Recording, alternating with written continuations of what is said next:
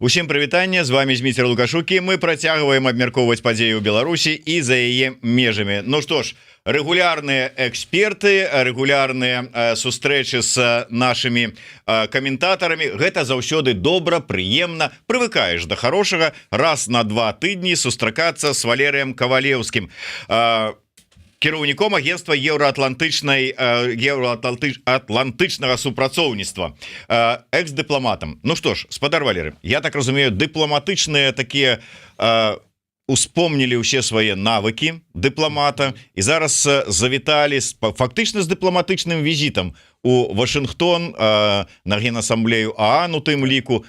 Што было? Адна справа, я так разумею, калі вы раней ездзілі ў складзе дэлегацыі, якая суправаджала там Светлану Ціхановскую, вот так, зараз вы ехалі ўжо по свайму трэку. Якія адрозненні і што было цікавага? Да, сапраўды, гэта быў такі вельмі важны досвед для мяне, пераход з папярэдняга статуса такого больш афіцыйнага ў складзе дэлегацыі Светланы Ціхановскай, хаця ў мяне было вельмі шмат індывідуальных выездаў, але ўсё ж такі у рамках кабінета, і зараз вось такі незалежны статус, там, дзе я ўжо аўтаномны дыпламат, які працуе па сваёй павестцы. І ў гэтым сэнсе, конечно, для мяне было вельмі важна пабачыць рэакцыю партнёраў, хаця сам факт пагаджэння на сустрэчу, ён ужо шмат што азначае. Тут я падкрэслю, што гэта была сумесная паездка з групай iSense, з іх дэлегацыі, то бок у нас большая частка сустрэч праходзіла адпаведна разам, дзе мы маглі супольна прасоўваць вось гэтыя наратывы, гэтыя мэты, задачы вывучаць, якія перад намі стаяць.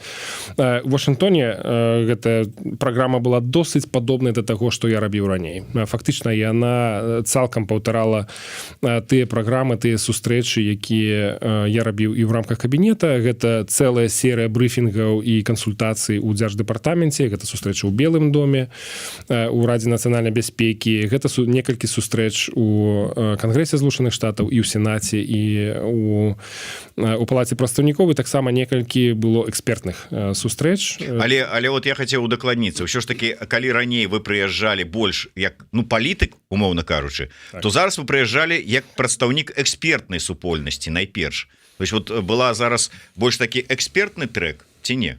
Тут вельмі цікавае гэтае пытанне, і ў мяне была размова на гэты конт з Розай Турарбекавай. Яна кажа, эксперты — это тыя, хто ацэньвае, назірае і ацэньвае, там можа робіць нейкія рэкамендацыі, палітыкі — это тыя, хто штосьці мяняюць. І ў гэтым сэнсе мне не хацелася б, мабыць, называць себе палітыкам наўпрост, але тым не менш тое, чым я займаюся, гэта менавіта змена, праца над тым, каб памяняць палітыку ў дачыненні да Беларусі. То бок памяняць гэты ландшафт, памяняць гэтае ўспрыняцце Беларусі, і все ж таки это палітычная больш мэта, это не просто назіраць, ацэньваць, адлюстроўваць, а это все-таки размова менавіта про тое, каб уплываць на палітычныя рашэнні наших партнёраў. Ну і адметнасці, вот што ўсё ж таки, чым можна сказаць, што вось гэта поспех гэтай вот паездкі, сустрэчы, там ці вот вынікі? Скажу так, сама прысутнасць у Вашынгтоне, яна вельмі важна для того, каб нагадваць пра Беларусь. Там вельмі канкурэнтнае асяроддзе. Там ёсць і внутрыпалітычная дынаміка, ёсць і знешнепалітычныя прыярытэты, якія вельмі часта забіраюць вельмі шмат увагі. Там ты праводзіш сустрэчы, выходзіш з кабінета, там хтосьці іншы заходзіць з усім іншым парадкам дня, і таму нават перыядычнасць такіх паездак, яна вельмі важная для того, каб пра Беларусь памяталі, каб працавалі над ёй. Ёсць некалькі тэмаў, якія такія досыць сквазныя для мяне. Гэта пагроза незалежнасці Беларусі як аснова для таго, каб будаваць новую мадэль дзяржаўнага кіравання. І гэтая пагроза захоўваецца, больш за тое яна паскараецца. Ёсць пытанне мірнага працэсу, якім Беларусь варта было б удзельнічаць, трэба было б удзельнічаць, але, конечно, не Лукашенко там мусіць быць. Гэта тэма таксама і амерыканскай палітыкі да Беларусі. Сярод такіх інструментаў гэта стратэгічны дыялог. Таксама былі абмеркаванні таго, якім чынам можна падрыхтавацца лепш да наступнай сустрэчы, якая адбудзецца ў снежні. Гэта і акт аб дэмакратыі ў Беларусі, які быў внесены у палаты прадстаўнікоў у траўні гэтага года, а сенатам у снежні мінулого года. І тут вельмі важна не даваць гэтаму працэсу спыніцца, важна яго падштурхоўваць. Разумеем, што напердадні выбараў прэзідэнцкіх у Злучаных Штатаў Беларусь у пэўным сэнсе адсунута на другі план, але гэтую тэму тым не менш трэба працягваць. Ну і ўвогуле інфармаваць экспертную супольнасць у Вашынгтоне, каб яны былі ў курсе нашых спраў, у курсе нашых прыярытэтаў, каб яны пасля маглі это аналізаваць, ретранслировать ужо да амерыканскага ўрада па сваіх каналах. То бок ёсць пытанне таго, каго слухаюць улады, каго слухае амерыканскі ўрад, ёсць лепшае ўспрыняцце тых ці іншых структур. Часта гэта бывае на ідэалагічным узроўні, часта гэта можа быць на прафесійным узроўні. Там, скажем, ёсць сваё месца для Atlantic Council, для Атлантычнай рады, ёсць для інстытута Хадсона, ёсць для цэнтра Уилсона. Это все тыя месцы, дзе мы былі ці ў Брукінгсе. І важна працаваць з рознымі супольнасцямі, таму што кожная з іх яна дапамагае на ось так пакрысе прасоўваць наш інтарэс. Вы сказали про тое, што зараз на фоне прэзідэнцкіх выбараў, якія адбываюцца, зараз ідзе кампанія выбарчая ў ЗША, Беларусь адышла на іншы план, далёкі. Зараз, калі глядзець, то падчас дэбатаў, спрэчак, нават апошнім часам Украіна не ўзгадваецца. Наколькі ёсць перасцярогі, што зараз павестка можа ў ЗША так змяніцца, што наш рэгіён увогуле не будзе іх цікавіць? Ну, таму, я не ведаю, умоўна кажучы, перайдуць на ўнутраную павестку выключна. Ці якія ўражанні ад сустрэч і размоў? Ізаляцыянізма як такога там няма. Ні ў кангрэсе, ні ў дзярждэпартаменце, ні ў Белым доме. Ну, канешне, мы сустракаліся са спецыялістамі, якія займаюцца менавіта пытаннямі знешняй палітыкі Злучаных Штатаў. Ёсць такая пэўная схільнасць, праяўляецца гэта ў выступах Трампа, што нам трэба больш думаць пра сваё, дбаць пра сваё, Амерыка перадусім. І гэта такі класічны ізаляцыянізм, які ўжо даўно эліты амерыканскія прыйшлі да высновы, што ён шкодны для інтарэсу Злучаных Штатаў. У кароткатэрміновай перспектыве, магчыма, гэта дапамагае, але ў сярэднятэрміновай неўдзел Злучаных Штатах у глобальных праблемах яно пачынае адмоўна адбівацца на інтарэсах саміх Злучаных Штатаў. Таму мы і бачым, што на сённяшні дзень вось гэты антыізаляцыянізм, вось гэта жаданне прысутнічаць ва ўсіх праблемах, спрабаваць быць за кожным сталом перамоваў, яно прыводзіць да таго, што сапраўды Злучаныя Штаты паўсюдна, што паўсюдна ў іх ёсць свой інтарэс і паўсюдна яны пакідаюць свае адбіткі пальцаў, так бы мовіць. І гэта вельмі часта прыводзіць да станоўчых вынікаў, таму што Злучаныя Штаты могуць быць той сілай, якая станоўча ўплывае на вырашэнне тых ці іншых праблем. З пункту гледжання дэмакратычнай Беларусі, конечно, можна казаць, што актыўны удзел Злучаных Штатаў у вырашэнні праблем, якія тычацца асабліва дэмакратыі, пытанняў бяспекі, вельмі важнае, бо для нас, як ужо было заяўлена дэмакратычнымі сіламі, мы хацелі б далучыцца да еўрапейскай супольнасці і праз яе таксама далучыцца да трансатлантычнага супрацоўніцтва, то бок да ўзаемадзеяння паміж Еўропай і Злучаным Штатам, Паўночнай Амерыкай. Таму гэты кантэкст для нас сёння асабліва каштоўны, і удзел Злучаных Штатаў в гэтых справах ён важны. Я трошку, можа, пераскочу, але для нас вельмі важнае пытанне зараз актуальнае палітвязняў, вызваленне палітвязняў. І я ведаю, што у той же самай дэлегацыі, у той же самай групе, я так разумею, у якой вы былі, з вами была і Ольга Гарбунова. Так. А я так подозраю, што вось менавіта гэтая тэма была адной з галоўных у тым, што яна там спрабавала прасоўваць ці неяк так прамаўляць. Як вам бачыцца, ці атрымліваецца, ці варта зараз даносіць да заходніх партнёраў вось гэтую тэму палітвязняў і якім вам бачыцца ўсё ж таки на фоне апошніх падзеяў, выказванняў розных людзей, пачынаючы ад прапагандыстаў і заканчваючы, можа, дзе-да 10 афіцыйных, полуафіцыйных асобаў, бачыцца вот эта ўся сітуацыя і магчымасці на яе ўздзейнічаць?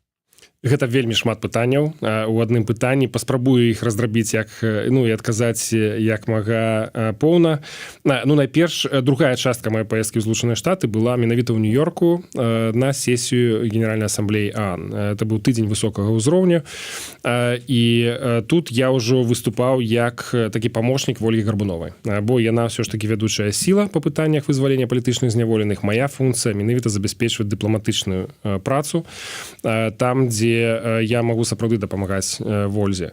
Гэта вельмі складаны перыяд у жыцці Генеральнай асамблеі ААН, бо на гэты тыдзень з'язджаюцца ўсе кіраўнікі дзяржаў, урадаў, міністры замежных спраў. Это такая парадаксальная сітуацыя, калі ты там павінен быць, абавязкова павінен працаваць у Нью-Йорку, бо калі ты не там, то цябе як бы няма у гэтай размове. З іншага боку, это рабіць вельмі складана, бо нават доступ у ААН ён вельмі ускладнены, вельмі цяжка гэта зрабіць, дабыць пропускі. Вось. І, на жаль, гэтым разам не атрымалася, хаця у мінулыя гады атрымлівалася атрымліваць іх для дэлегацыі Светланы Ціхановскай. У гэты раз нас не ўключылі у гэты склад, мы не змаглі патрапіць. Нас это хто? Ольгу Гарбунову и мяне. Ну, то есть вот это не датычна. То есть делегация Светланы Тихановской имела таки доступ, вот так. Ваша группа, назовем, не имела. Так, яны атрымалі такі доступ, мы такой падтрымкі не атрымалі. І, на жаль, мы не змаглі адпрацаваць там свае пытанні менавіта на месцы. Тым не менш, мы зрабілі досыць шмат працы на палях Генеральнай асамблеі, то бок былі сустрэчы і з дыпламатычным корпусам, досыць актыўныя і прадуктыўныя, былі з экспертнай супольнасці, былі з важнымі інфлюэнсарамі, якія ведаюць пра то, як падыходзіць да такіх складаных праблем.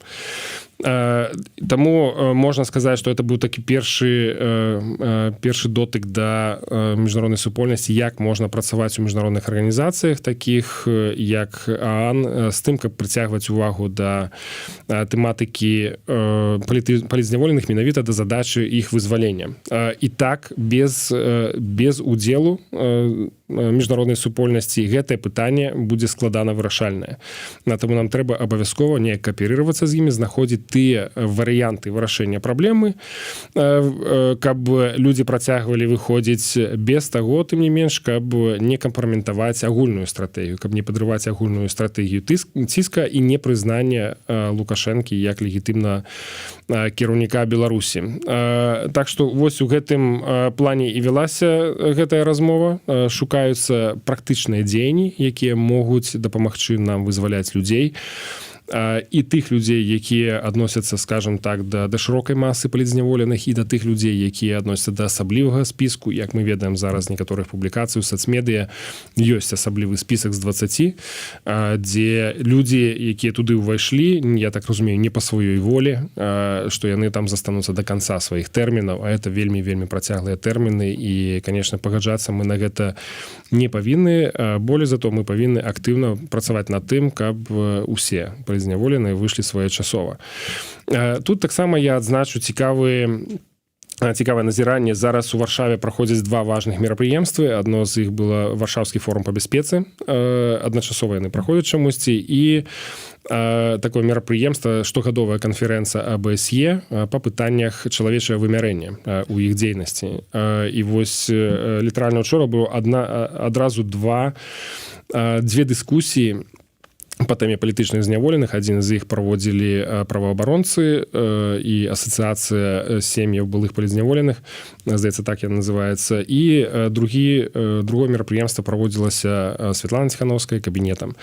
І вось там мяне трохі здзівіла пазіцыя, якая была заяўленая ад офіса, што падыходзіць да праблемы палітычных зняволеных у Беларусі трэба па наступнай формуле. Спачатку спыняюцца рэпрэсіі, спыняюцца любыя судовыя працэсы супраць палітзняволеных, і толькі пасля пачынаецца вызваленне палітычных зняволеных.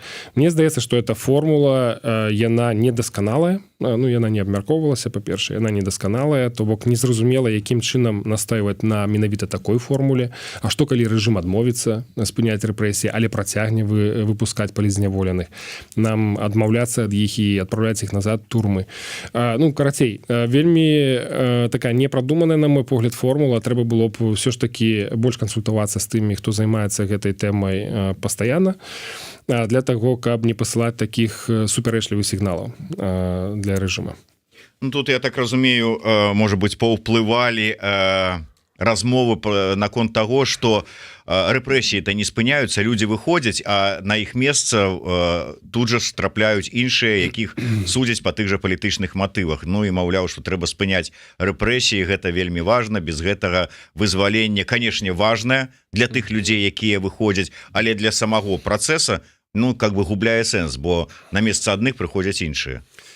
Я згоден, что для самого процесса это выглядае кепска, але мы ж тут змагаемся не толькі за сам працэс, а мы змагаемся і за канкрэтныя лёсы канкрэтных людзей.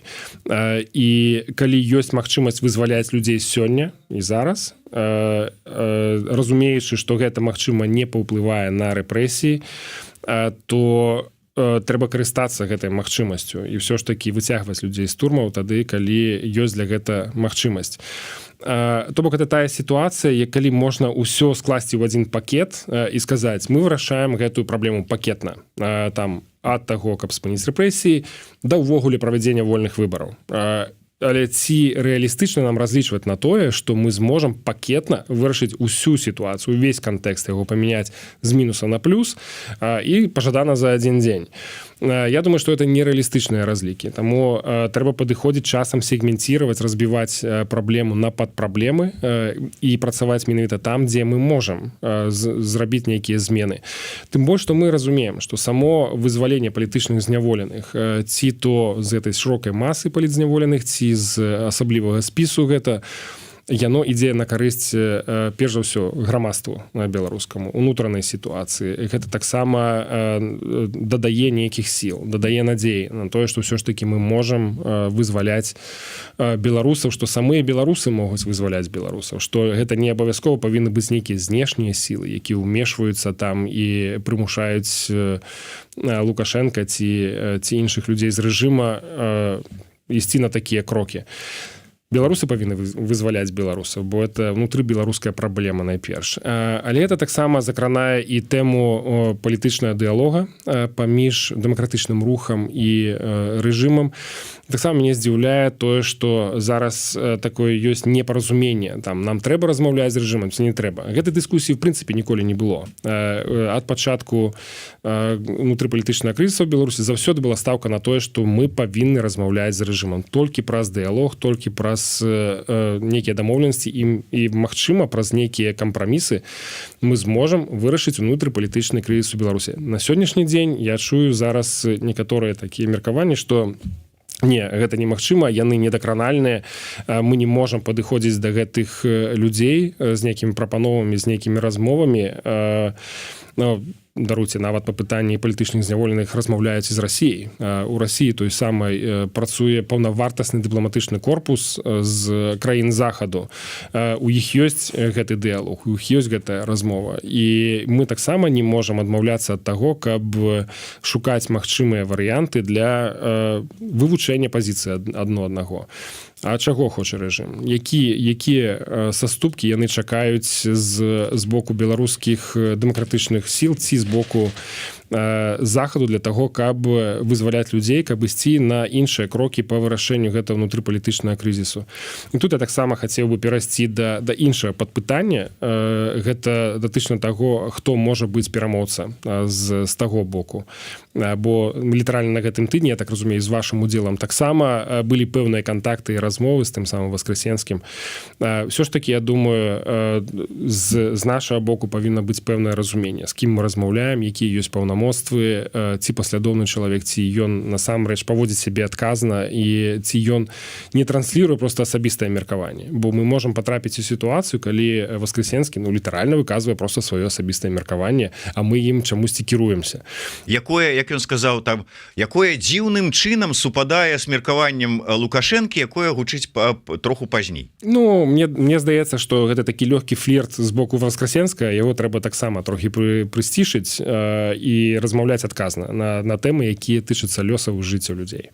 То есть вы зараз пра тое, што калі размаўляць, то гэта не Васкрэсенскі і не медыятар новага пакалення Пратасевіч. Ну, я думаю, што трэба пацверджанне іх паўнамоцтваў на вядзенне такіх размоў найперш. І што яны не несуць ад сябяціну, і што яны не прадстаўляюць самых сябе, якім бы чынам там дзіўным не супадала іх меркаванне з урадавым меркаваннем. Все ж таки важна, каб было разуменне, што з таго боку сядзяць людзі з пэўнымі паўнамоцтвамі абмяркоўваць такія праблемы. Можна по-рознаму ставіцца там да Васкрэсенскага, да таго, наколькі ён на што ўплывае, не ўплывае, ідзе ў яго там флірт з рэжымам, дзе сапраўды ён прамаўляе канкрэтна тэзы, якія яму даручылі агучыць, маючы вот на ўвазе такія магчымасці выхада на дэмакратычныя сілы. Але вот калі браць апошнюю вот гэтую сітуацыю яго размовы з Леонідам Судаленко, там ёсць адзін момант. Калі ён кажа, зараз ніякіх вызваленняў не прадбачыцца, не разглядаецца, таму што вось мы зрабілі, але быў працэс, былі вызваленыя людзі і чакалі плюшак ад захаду. Не ад нас з вами, не ад Дэмсіл, не ад Ціханаўскай слатушкам, ад захаду. Яны чакалі плюшак не прыйшло. А ўвогуле, хай Сікорскі прыязджае, і как бы вот с подарком, не просто так, не с пустыми руками, и там тады пачобута пытанне вырашыцца і гэтак далей. То есть калі плюшак нема, калі захад не рэагуе, сапраўды можна как бы чакаць, што гэты працэс спыніцца зараз. Я не думаю, што ён павінен спыніцца, таму што сітуацыя, гэты статус-кво, які склаўся на сённяшні дзень у Беларусі, той стан рэчаў, які мы бачым ужо некалькі гадоў, фактычна нязменным, то бок працяг рэпрэсій, такое зацісканне гаек, людзі знаходзяцца ў турмах, ён не пажаданы для рэжыма, асабліва напярэдадні выбараў. І можна па-рознаму інтэрпрэтаваць, разумець вызваленне людзей, вось гэтыя апошнія 115 чалавек, якія былі вызваленыя, можна разумець гэтую сітуацыю па-рознаму. Але калі казаць пра неабходнасць у зменах у сітуацыі, ўсё ж такі патрэба ў гэтым ёсць і у беларускага грамадства, ёсць і ў рэжыма таксама, бо гэтая сітуацыя яна не можа працягвацца бясконца, каб такая колькасць людзей знаходзілася ў турмах абсолютна беспадстаўна. І па пытаннях, якія ёсць, абсолютная большасць беларусаў, у тым ліку і тыя людзі, якія адносяць сябе да лаялістаў рэжыма, яны ўсё ж такі разглядаюць гэтую сітуацыю як непрымальнай, што столькі невінных людзей сядзяць у турмах, і Лукашэнку трэба абавязкова вырашаць нейкім чынам гэтую праблему. Ёсць таксама і пытанне таго, што самыя рэпрэсіі, іх працяг ці іх спыненне, ці палітычныя зняволеныя, гэта таксама нейкі аргумент у дыялозе з Крамлём. То бок, калі Лукашенко выпускае палітычных зняволеных, ці ён не спрабуе паслаць нейкі посыл Крамлю про тое, што сітуацыя мяняецца, мы хацелі б вырашыць унутраныя праблемы, мы хацелі б нейкім чынам паўплываць на палітыку краін захаду, што датычыцца Беларусі, і вам трэба гэта прыняць. І ў гэтым сэнсе, калі мы кажам увогуле пра сукупнасць усіх гэтых меркаванняў, то хто да каго павінен хадзіць з плюшкамі, з падарункамі? Чаму Сікорскі павінен ехаць з нейкімі падарункамі да Лукашэнкі, каб яго заахвоціць рабіць тое, што ў інтарэсах самого Лукашэнкі? То бок я бачу спробу Васкрэсенскага прадаць нейкую тэму, якая насамрэч вы павінны за гэта заплаціць, за тое, каб гэты працэс працягваўся і каб гэта нейкім чынам успрымалася станоўча з боку, каб, допустим, калі мы кажам пра санкцыйны ціск, калі вы хочаце, каб гэтыя санкцыі здымаліся, каб разглядалася пытанне нават аб зняцці санкцый, то трэба працягваць працэс вызвалення палітычных зняволеных. Трэба думаць пра тое, каб спыняць рэпрэсіі ці мяняць іх прыроду гэтых рэпрэсій, каб людзі так не цярпелі, як яны церпяць зараз. Таму я б тут памяняў гэты стол, развярнуў развярнулі его на 180 градусаў, што насамрэч гэта вы павінны быць зацікаўлены ў тым, каб сапраўды да вас звярталіся знешнія сілы, замежныя палітыкі, ці то Радак Сікорскі, ці якія-небудзь іншыя фігуры з еўрапейскіх ці краін, ці Злучаных Штатаў з гэтымі заклікамі. Вам трэба гэтыя плюсікі ў карму. У вас іх вельмі не хапае. У вас востры дэфіцыт гэта. Асабліва напярэдадні выбараў вам трэба рабіць штосьці сапраўды станоўчае, што будзе ацэнена і вам дапаможа, зноў жа, сыходзячы з інтарэсаў рэжыма захаваць сваю ўладу. Што вам дапаможа ў гэтым пытанні? Філасофскае, дзесьці рытарычнае пытанне мяча і таго, на чыім ён баку. Кожны как бы по-свойму глядзіць на гэта. Пытанне ад вожыка-патрыёта. Усё часцей можна пачуць, што Беларусь могуць зрабіць разменнай манетай у цяперашняй вайне. Гэта ўсё ж такі чуткі, ці сапраўды ёсць такія падыходы? Што кажа тот самы, как там называется это самое, кіраўніцтва у Штатах? Не, насамрэч гэтую тэму катэгарычна адрынаюць, што не, такога немагчыма, што Беларусь можа стаць сапраўды вось гэтым суцяшальным прызам для Пуціна у выпадку, калі штосьці здарыцца ва ўкраіне. Мы зараз бачым, што, скажем так, калі аналізаваць апошнія месяцы ці тыдні, ці нават годы вайны, мы бачым, што сітуацыя застаецца вельмі невызначанай. І што яна можа мяняцца на працягу аднаго тыдня некалькі разоў. З аптымізма да песімізма.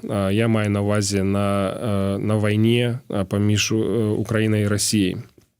Таму на сённяшні дзень вось так разлічваць, што Расіі спатрэбіцца суцяшальны прыз, Расія можа і перамагчы. Мы гэта можам разумець, ці той мір, які будзе дасягнуты, ён будзе ўлічваць інтарэсы Расіі у большай ступені, чым інтарэсы Украіны.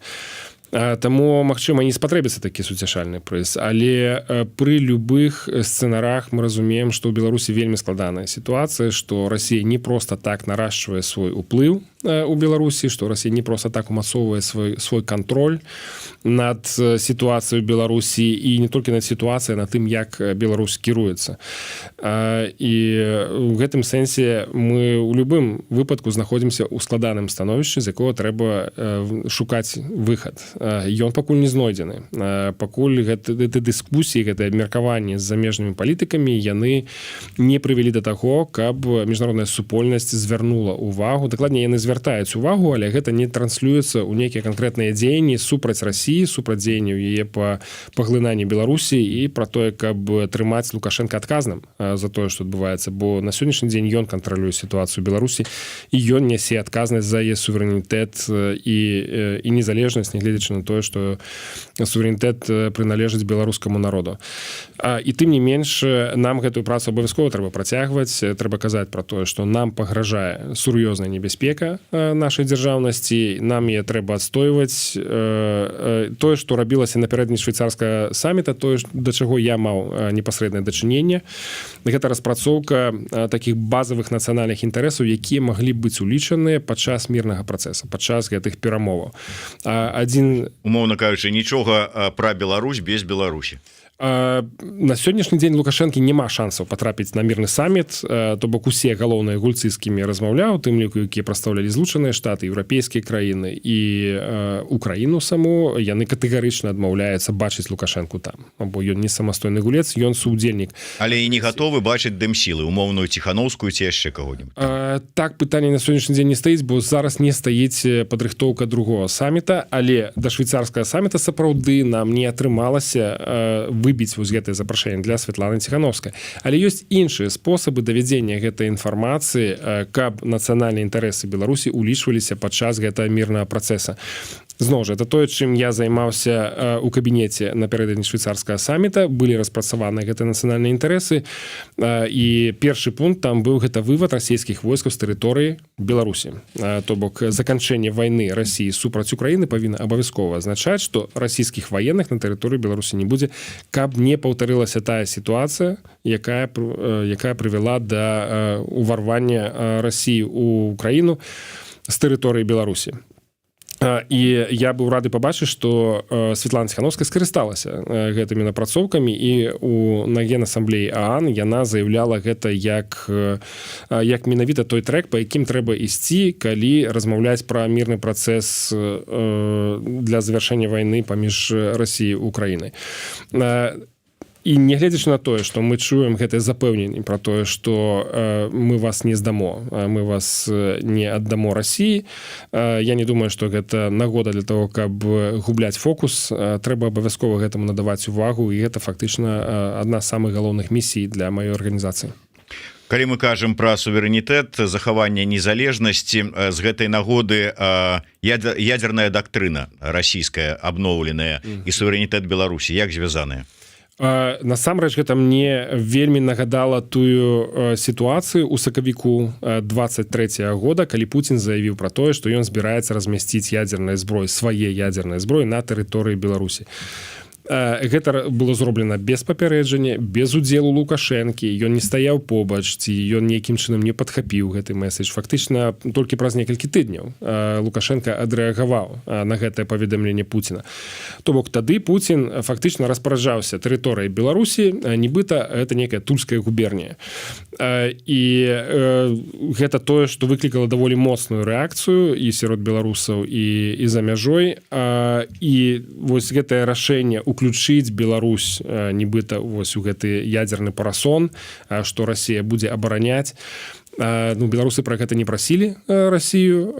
Я асабіста не хацеў бы, каб Расія была маім абаронцам. То бок мы ведаем, што Расія ў большай ступені агрэсар датычна ўсіх краін суседзяў, і тая сіла, якая стварае вельмі шмат праблем з бяспекай ці з дэмакратыяй у розных частках свету, я б не хацеў, каб Расія была гарантам маёй бяспекі, тым больш з удзелам ядзернай зброі. Тое, што было заяўлена Пуціным, зноў не знайшло ніякага рэзанансу сярод Лукашэнка. Ён прамаўчаў на гэтую тэму. Дагэтуль не было ніякіх такіх уцямных заяваў пра тое, што фактычна Расія ўключае Беларусь у частку свайго суверэнітэта, у частку сваёй сферы адказнасці па бяспецы.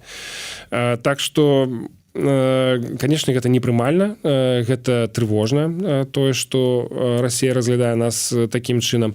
Это нас таксама ставіць на мапу магчымых аб'ектаў для удару ў адказ, калі ўжо казаць у практычнай сферы, што калі мы знаходзімся пад гэтым парасонам, і размяшчэнне тактычнай ядзернай зброі расійскай на нашай тэрыторыі робіць Беларусь мішень для магчымых удараў ў адказ. Калі штосьці такое будзе адбывацца.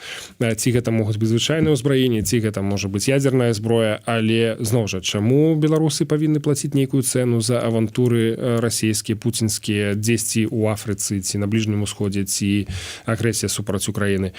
Адказу на гэтае пытанне няма. Няма і ад Лукашэнкі, ні ад Міністэрства абароны, ні ад Рады бяспекі, якія павінны былі б растлумачыць беларусам, чаму мы павінны ахвяраваць сваёй бяспекай, чаму мы павінны ахвяраваць сваёй незалежнасцю дзеля авантур Пуціна, дзесьці ў тых месцах, дзе нас інтарэсаў няма ніякіх. Працягнем гэтую тэму, але з іншага боку да яе зойдзем. Калі неправільна чытаю, Росфорсайт, глядач наш пытаецца, чаму так атрымалася, што замежныя палітыкі, некаторыя польскія ў тым ліку, кажуць прамым тэкстам: Лукашенко гарант незалежнасці РБ, калі мы яго скінем, то прыйдзе Путін.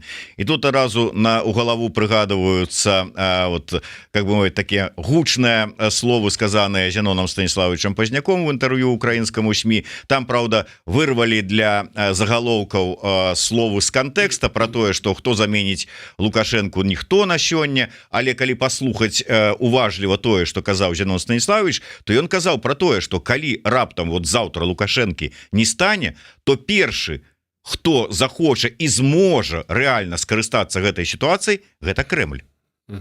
Вот конкретная небяспека. Як вам бачыцца? Ну і ўвогуле ваша ацэнка выказванняў Зянона Станіславовича? Да, мне, конечно, было некалькі момантаў, якія мне падаліся недапушчальнымі просто ў выказваннях Пазняка. Гэта, ну, напрыклад, про тое, што палітычна Марыя Калеснікава нішто. Мне здаецца, што это такая прамая абраза чалавека, які зараз знаходіцца ў вельмі складаных абставінах і не можа сябе абараніць. Пры гэтым ўсё ж такі нясе гэты крыж за многіх беларусаў. То бок это просто недапушчальна ні для палітыка, ні для мужчыны, ні для чалавека рабіць такія зняважлівыя заўвагі на адрас Марыі Калеснікавай.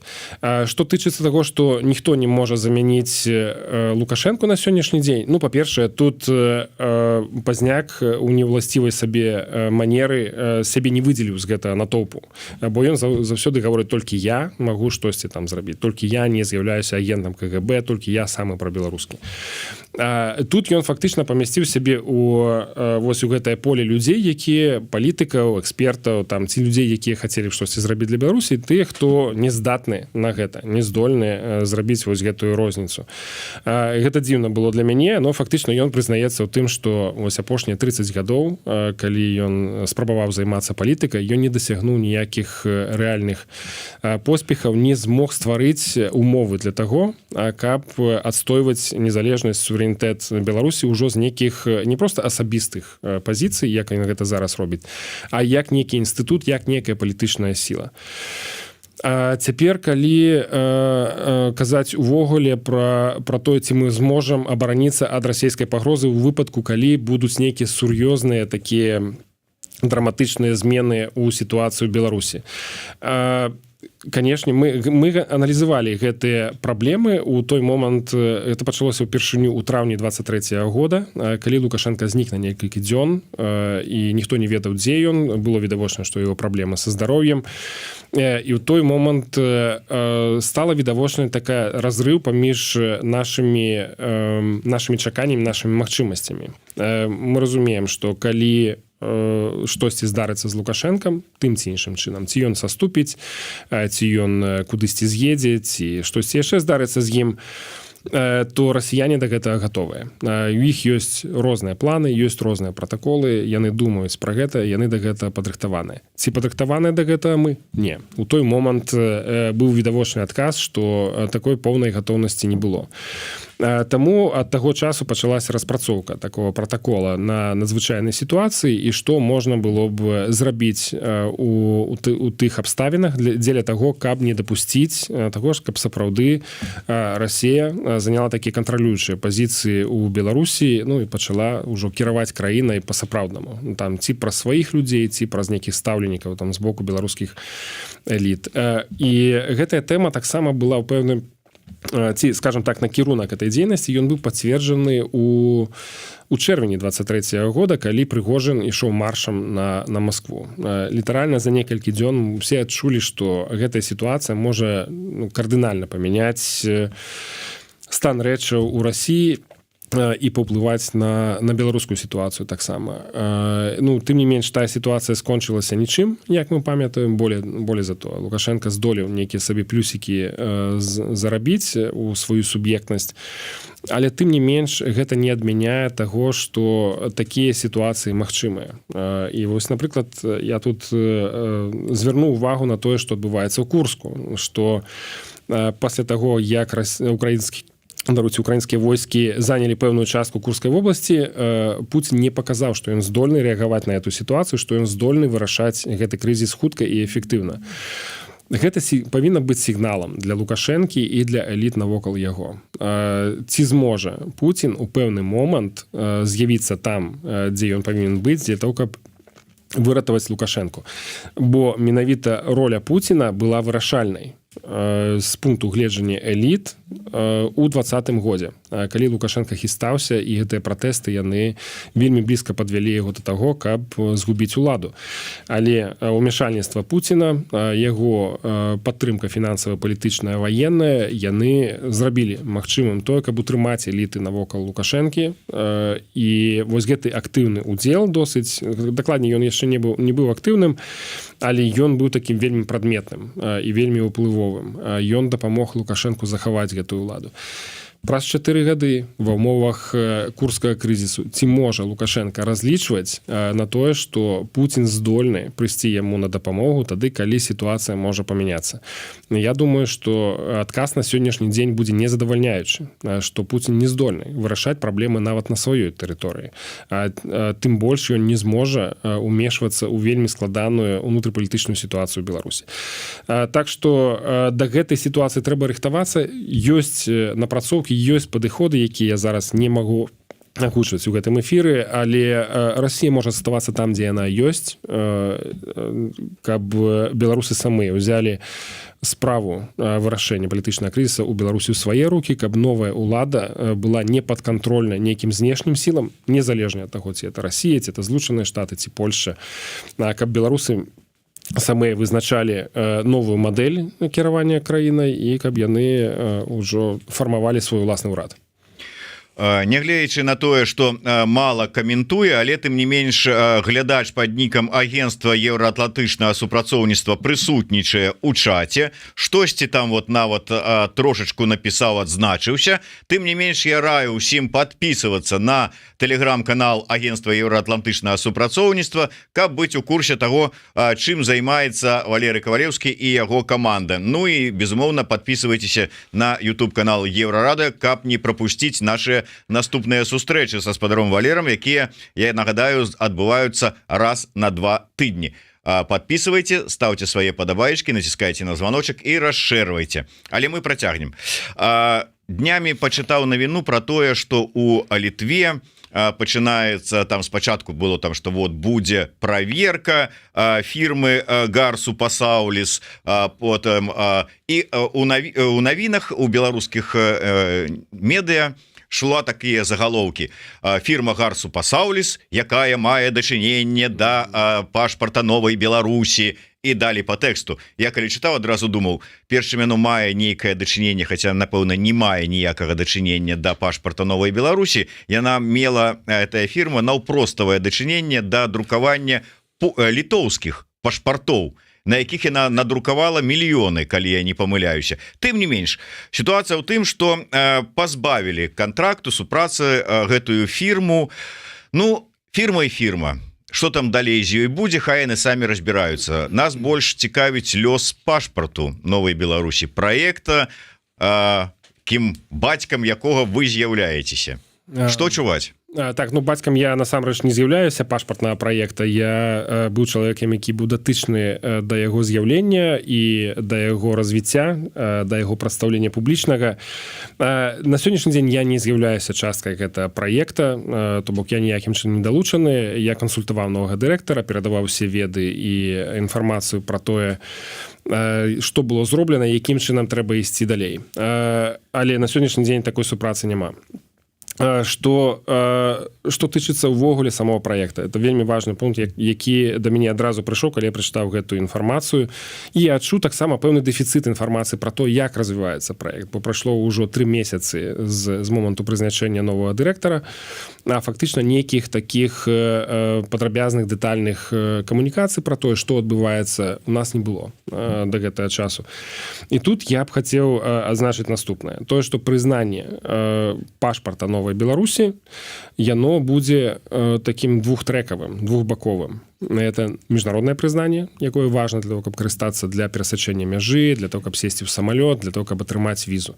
Але найгалоўнейшым гэта будзе прызнанне менавіта ўнутранае, каб беларусы прызналі гэты пашпарт, каб яны сказалі, што так, мы ведаем, што робіцца ў гэтым органе выдачы, хто яго выдае, хто там робіць гэтую працу, як выглядаюць працэдуры верыфікацыі, там накаплення даных, захавання гэтых даных. Мы ведаем, хто з'яўляецца галоўнымі падрадчыкамі, хто з'яўляецца юрыдычнымі кампаніямі, хто забяспечвае ўсю гэтую жыццядзейнасць, это складаная тэхнічныя структуры. І трэба дамагацца гэта прызнання з боку беларусаў, бо без яго не будзе міжнароднага прызнання, а без яго людзі просто не будуць звяртацца за дакументамі для того, каб быць упэўнены ў тым, што гэты орган ён адпавядае ўсім стандартам індустрыі, без гэтага не будзе прызнання ні ўнутранага, ні міжнароднага. Я пакуль застаецца вельмі шмат пытанняў да таго, як гэтая праца выбудоўваецца, там з гарсупасаўлюсь з нейкімі іншымі, хаця літаральна днямі мне патрапілася на вочы публікацыі пра гарсупасаўлюсь, пра гэтае рашэнне, і там было такое, што ўжо гарсупасаўлюсь падавала на тое, каб друкаваць пашпарты Новай Беларусі. Павінна быць атрымана некая спецыяльны дазвол на гэтую, там некая ліцэнзія, але пры гэтым яно здарылася нібыта пасля таго, як Шаўцоў быў абкладзены санкцыямі еўрапейскімі, хаця гэты чалавек менавіта як бы і прывёў да таго, што гарсупасаўлюсь патрапіла на радары літоўскіх спецслужб. Вось, таму не да канца зразумелая гэтая сітуацыя, што там адбываецца і які працэс прыняцця рашэнняў з боку офіса Святланы Ціханаўскай, які ўсё ж такі на сённяшні дзень вядзе гэты праект напоўніцу. Вось, таму варта гэтыя пытанні адрасаваць да іх. То есть нават у вас, пры пэўным там магчымасці і доступе ніякай такой свежай інфармацыі пра стан няма? У мяне сёння доступ такі самы, як і у любога іншага беларуса. Давайте на заканчэнне, можа быть, коротко, мы пазначылі гэтую тэму, пажадана абмеркаваць, і сапраўды я вось буквально днямі размаўляў з літоўскім палітолагам. Вам, я думаю, што добра ён вядомы, прафесор філасофіі універсітэта Вітаўта Вялікага Гінтаўта Смажэкіс, і сярод іншага, разважаючы пра тое, які стан сёння адносіны у Літве да беларусаў, да беларускай эміграцыі, закранулі пытанне 25-го года. Маўляў, ўсё ж такі пэўныя змены будуць, бо заходнія палітыкі думаюць электаральнымі цыкламі. 25-й год, электаральны цыкл, як бы мы не даводзілі, што выбары правесці немагчыма, што і гэтак далей, тэзісы вядомыя, Франка Вячорку паслухайце.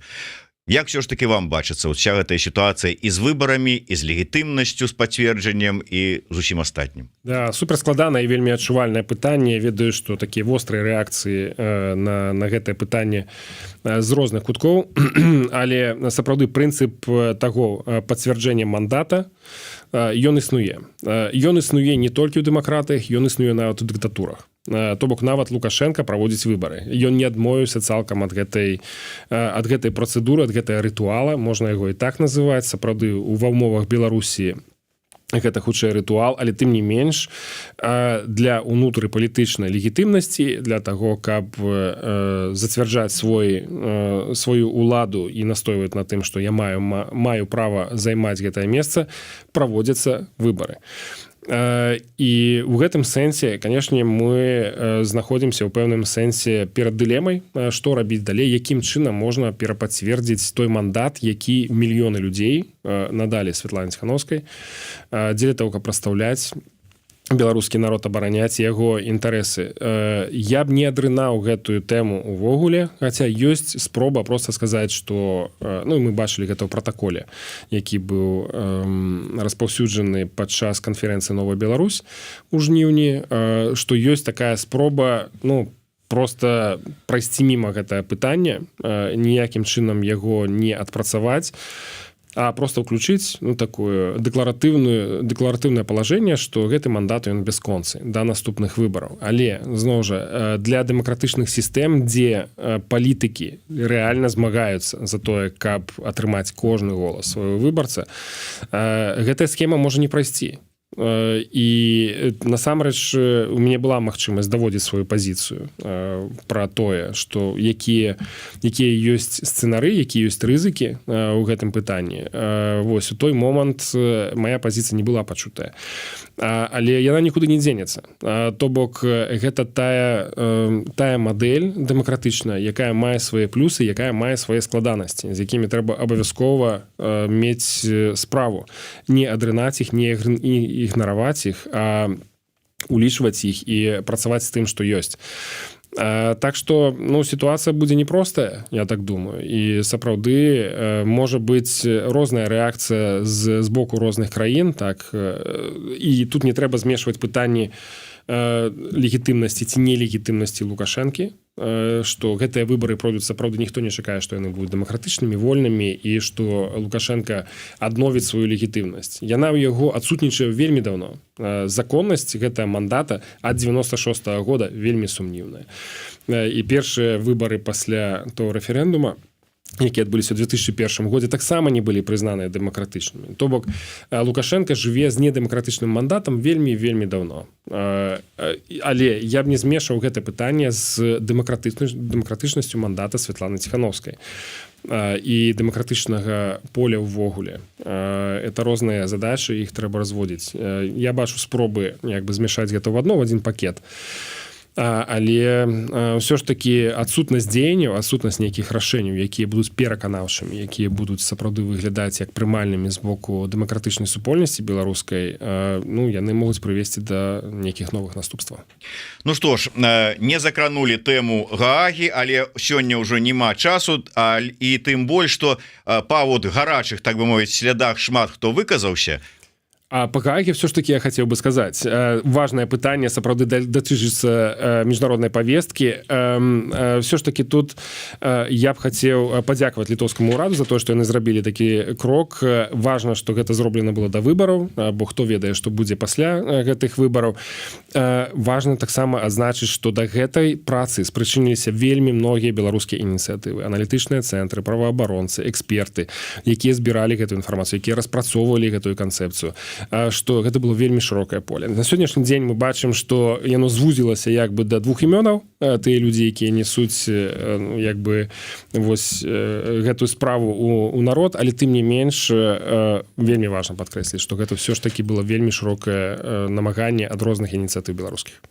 Так, і гэта сапраўды так, вельмі шмат ініцыятыў далучыліся да збору матэрыялаў, якія потым патрапілі ў этую тэчачку, што злягла на стол пракурора ў Гаазе. Але я думаю, што мы з вами праз там пэўны час ці на наступную нашу сустрэчу ці праз яе, калі з'явіцца, я разумею, што Гаага это працэс доўгі, але з'явіцца, можа быць, нейкія іншыя яшчэ нюансы, нейкае асэнсаванне, нейкія, можа быць, інсайды, якія можна будзе абмеркаваць, а яны абавязкова будуць. Вось як сёння ўжо МЗС Польшчы выказаўся ў падтрымку дзеянняў Літвы, можа Польшча далучыцца больш да гэтага працэсу. Карацей кажучы, гэта мы яшчэ абавязкова абмяркуем, таму што гэта тэма надоўга. Дзякуй вялікі, Валер Кавалеўскі, Зміцер Лукашук. Яшчэ раз подписывайтеся на сацыяльныя сеткі агентства еўраатлантычнага супрацоўніцтва і не забывайце подписываться на YouTube канал Еврорадио. До сустрэчы, жыве Беларусь. Жыве вечна.